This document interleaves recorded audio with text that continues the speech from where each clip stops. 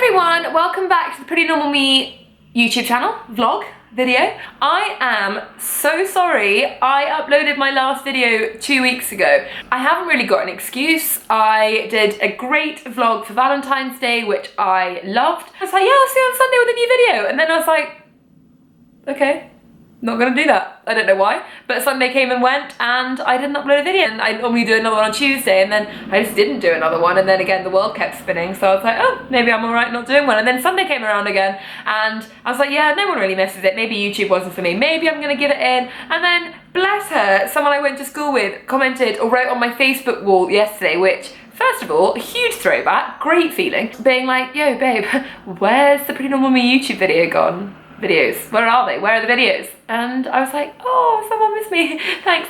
So I'm back and I have a bit of a weird video today. Not a weird video, but I have an honest, chatty video to create. And I will have been smart enough to put it in the thumbnail. So basically, I'm scared to start drinking again. I'm going to contextualize this for you. To anyone who is old to the vlog, there's real coffee in here. I'm drinking caffeine again. My life is finally worth living and I'm so happy to be alive. So I basically have a stomach condition. I first had problems with my digestion about 3 years ago, and in November of 2014, I want to say, I had to give up gluten and dairy due to intolerances. This was annoying, like it was really annoying, but it wasn't the end of the world, and I got really, really good at living free from. I felt ill if I ate gluten, oh my god, tongue twisters. I felt ill if I ate dairy, so I just very quickly worked out that it was just easier not to eat them. So I gave up gluten and dairy and that was fine.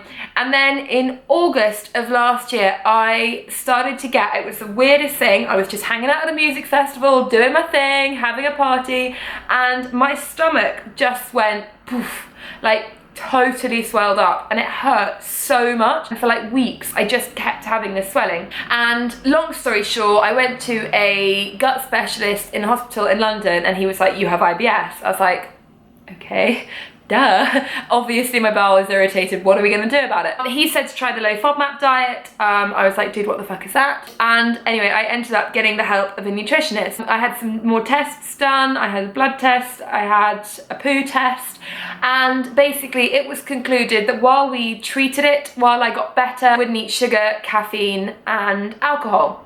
Now, I've talked a lot about how hard it was to give these things up. Well, giving that up was a very, very hard time of my life, and I would actually be really interested, I don't know if anyone is interested in hearing about this, but I would be very happy to do a video or a blog post about my food and my mental health, because this whole period of my life, the last 5 months, has been incredibly difficult, like much more than I thought it would be. It wasn't just a question of saying no to Haribo and being teetotal for me, it was my whole life changed because of it. And that sounds really dramatic, but the first month was very difficult because I was actually having withdrawals from caffeine and sugar, and actually then it was Christmas, which was a very, very hard time to be sober and not eating sugary treats.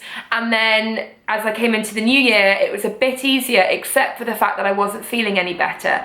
And I was actually feeling worse. And I think that had a huge amount to do with my mental health. So I do actually really want to talk about my food and my mental health, because this has been an incredibly weird time of my life. And if anyone else has IBS or an autoimmune disease, I have leaky gut, which is an autoimmune disease. Yeah, if anyone does have a condition like this and would like me to talk about it, then please let me know in the comments or send me an email, because I would actually be really, really happy to do that. But what I haven't talked about, because what I didn't think I'd need to talk about, was bringing it back in again. Like, I found giving it up, like I say, impossible. But alarmingly, weirdly, I found bringing it back in again almost harder in a way. There is a vehicle turning round outside my door and it's being really loud. It's like, this vehicle is turning round, this vehicle is turning round, this vehicle is turning round. I'm waiting for it to go, because this vehicle is really annoying me. I love living in London, but I can't get away from that noise permanently. I do want to talk about this whole thing of the sugar is fine to bring back in again. I mean, sugar is sugar, sugar's in everything. All it means is actually my diet is much broader. Caffeine is great. Caffeine was a luxury for me. Like, giving it up was hard because I actually was addicted to it, and bringing it back in has been very exciting. It's been great for me having meetings, particularly, it sounds really silly, but if you meet people during the day, like they always say let's meet for a coffee, and it was really annoying for me because I'd go and I wouldn't be able to have any coffee, and I couldn't have tea, which had caffeine in it. And I know that's not a huge thing. People are like, oh, you can have chamomile, but for me, I really missed having coffee. So that has been great, bringing that back in. So yeah, bringing caffeine and sugar back in has been easy, but bringing drink back in has been really interesting. So I'm filming this on a Tuesday. I was going to film it yesterday, except I was so hungover that I couldn't, which sounds weird, but let me explain. I was a really good drinker. I was a really, really good drunk. I enjoyed it so much. Like, it was a huge part of my social life. I was very good at drinking. I knew my limits. I was good with a hangover. I just enjoyed doing it socially. I enjoy drinking wine. I love drinking gin for the taste. I think it's a great thing to do.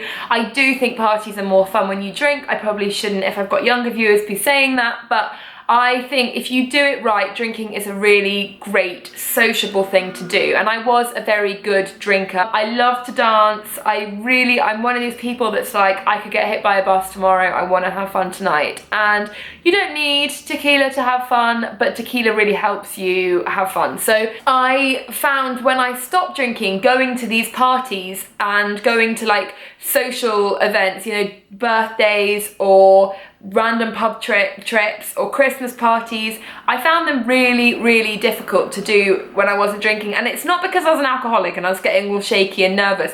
It was just that, like, I just noticed initially, like, it's quite depressing. Like, you just don't have as much energy. You see all your friends like dancing on the tables and you're so super aware of yourself that you're like, oh my God, I can't go and dance on the tables. So there was a lot of me that got really, really excited for when I was able to start drinking again, because I was very much thinking like, oh my God, like, I'm gonna be so fun and it's gonna be so amazing when I can come back, and let's do like huge like parties and dinners, and I'm gonna be back to normal and everyone's gonna stop asking me what the fuck is going on and I can start having fun. And I built this huge thing up in my head, and it was gonna be so excited, and I was gonna come back into drinking and everything was gonna be wonderful again. And then I spoke to this sort of doctor, nutritionist type person on Wednesday, and she said, you need to start drinking again, you know, for your mental health. You know, you need to start getting your life back to normal. And I don't know what came over me, but I got so panicked about it. And that's kind of where I've been at for the last week. So she said to me, you can start drinking on Wednesday. And I went out for dinner on Thursday, and it would have been a really good opportunity for me to have a drink, but maybe I got used to not drinking, or maybe I was a bit frightened, but I just decided to have water. And then Friday night came around, same thing again. I was out for dinner and my boyfriend was drinking, and it would have been a great opportunity for me to kind of break it, get back in again. And I took the car. I was like, no, it's fine. I'm not gonna drink. I'm used to not drinking. I'm gonna drive. Like, so I drove there, and then obviously I couldn't drive home. And then on Saturday, my boyfriend was like, babe, this is ridiculous. Like, let's go to the pub and you can just have one glass of wine and come home. And I had one glass of wine and I was absolutely shit-faced. And I rang my friend Amy the next day, who's the girl I do all my drinking with. And I was like, all those years of training, 10 years of practice, for what? I have one glass of wine and I'm fucking anybody's. I'm not fucking anybody. That came out really badly as an expression. I was basically just shit-faced after one drink. And then on Sunday night, rather unconventionally, I went to a comedy night, a gig, and it was really funny. And afterwards, everyone was buying gin and tonics, and I was like, yeah, gin, I can drink, give me the gin. And by midnight, I was hammered. I felt awful. I remember kind of nothing that I said. I was just really drunk, and it was so embarrassing because I did that on a Sunday night when everyone else was having a nice time for a charity, and I was just hammered. That scared me. I woke up yesterday morning with a feeling that I haven't had for a long time, which was A, a headache, B, a furry mouth, and C, the fear. And I think anyone who drinks will know completely what I mean by the fear, and that is the fear of what you did or said the night before. And it's a combination of like paranoia that comes with booze and actually probably the amnesia to a degree. And I'm sure I didn't do anything that embarrassing. I don't know what I possibly could have done because I wasn't really left unattended for more than a minute. But the fact is I lost control for the first time in 5 months, and that kind of frightened me. Like, I think before I knew my drinking, I was in practice. I was in the swing of it, you know what I mean? Like I was in the routine of drinking, and I knew my limits, and I've had 5 months of being so controlled. I've absolutely had to be controlled. I've had to check everything that I've eaten. I've had to drive home. I've had to be responsible. I've had to say no to drinks. I've had to say no to parties. And now, for the first time in 5 months, that responsibility's just gone, and that control is something that I'm gonna have to give up. And that might sound really silly, but I'm scared to start drinking again properly. Sunday scared me. I spent all day yesterday being like, Jesus Christ, I didn't miss this. I didn't miss the fear. I didn't miss the hangover. But on the same hand, I spent the last 5 months thinking, oh my God, I've got the worst FOMO, I can't wait. So I'm in a really weird place at the moment, which is somewhere between fear and excitement and relief, and there's a lot going on in my head. Probably quite a lot of people who are like, I don't really understand why I'm watching this. Like, I'm not scared of drinking, I fucking love drinking. But I find the psychology of this very interesting, and the idea of control very interesting, and I kind of just wanted to be honest about these things, because I think there's a lot of pressure on drinking, which sounds really silly, but there's a lot of pressure on our social lives. Like, I saw a guy the other day who was in his 50s, and he was like, oh, the last time I was drunk was when I was about 35. And I was like, even when I wasn't drinking, I was like, dude, that's so boring. Like, how do you do that? Like, I love getting drunk. Like, I love my friends getting drunk. I should probably interject here and say, the last time I drank, before I gave it up, genuinely, the last time I drank was my best friend's wedding, and I was a bridesmaid, and I don't know what came over me. This is not my proudest moment, but I started drinking champagne at 9 AM because that's what you do as a bridesmaid at a wedding. And then the groomsmen were offering me gin on the way to the wedding, and I was like, yeah. So I was a bit pissed during the ceremony, which I shouldn't admit to, but here we are. And then we went to the reception where there was more champagne, and my best friend just got married, so I was like, fuck, let's celebrate. And then we had dinner, and someone bought those silly mouth things, you know, I get like this, and then you have to drink, and it all falls out. Ow. So I was doing that because why wouldn't I? And then the last thing, I remember their first dance. The last thing that I remember was I ordered 2 tequila shots for me and the guy I was talking to, and he said, no, don't worry, I don't want a tequila, I've got a drink. And I turned to him, very out of character, and said, well, you know what? You drink like a little bitch. And I took his drink and I downed his drink, and then I downed my tequila and his tequila. I mean, what the actual fuck was I doing? So I did that, and then I remember nothing. I kept going for about an hour, I believe, or 2 hours, and then I passed out, standing up on the dance floor. My boyfriend and my 3 best friends had to carry me, not the bride, other friends, had to carry me like a dead fucking cow through the party, 2 with my hands and 2 with my feet, walking me through the wedding. They didn't want to really embarrass me by taking up the fancy stairs in the middle of the hotel, so they squished me into the service elevator to get me up to my hotel room. They met me at the top, carried me to bed, took all my clothes off me, took all my silly hairpins out because I had my hair all pretty. I was totally naked, and I got out of bed, tried to escape, or that I was naked, got out, yanked the door like this, whacked my head, huge egg, blood, passed out. And I was there for 3 hours, and then my boyfriend came back to check on me, and he found me still naked, sitting cross-legged on the office chair. I mean, hello. I went to breakfast the next morning, everyone was like, oh my God, you're alive. I'm like, oh my God, don't look at me. And I ate breakfast, and then I ate breakfast again, and then I ate a third breakfast, and then I realised I was going to be sick, so I had to get up and run through the posh hotel dining room and throw up. And that was the last time I drank, and now we're here, and you wonder why I'm scared to start drinking again. So yeah, that is, I don't know why I just told you that story, but it kind of feels like I went out with a bang, and maybe for that reason I'm like, maybe I should come back in with a bang too. Like maybe someone else needs to get married and I need to get totally fucked up. I'm kind of joking, and I don't know why I put that story in, but I think maybe it's because of that, and maybe I'm very much like that does seem frightening to me now. At the time that was very funny, and it was funny to a lot of people, and everyone who knew me knew that that was sort of classic and adorable and fine. You know what I mean? It was fine. It wasn't like I was a nutter who did this all the time, but I also wasn't so straight, so it wasn't a huge surprise that I did it. And I think like that just seems like a completely different person to the person that I am now, which I guess does tie into like the food and the mental health and the control, which I do want to talk about. But yeah, for some reason I'm really, really frightened to give up the control and start drinking again, and it's just a really weird time in my life. Like it's a really odd thing that I feel like I'm admitting to, or like it seems like an odd thing to admit, or that I feel like is something that no one talks about. Like I feel like it would never occur to anyone that starting drinking is frightening again. And like obviously I never had a problem, I never, you know, I was never an addict, and I never, giving up alcohol wasn't a huge, you know, physical impossibility for my body. Mentally it was quite difficult, but it wasn't physically that difficult. But somehow now when I'm told that I can do something, I'm really frightened of it.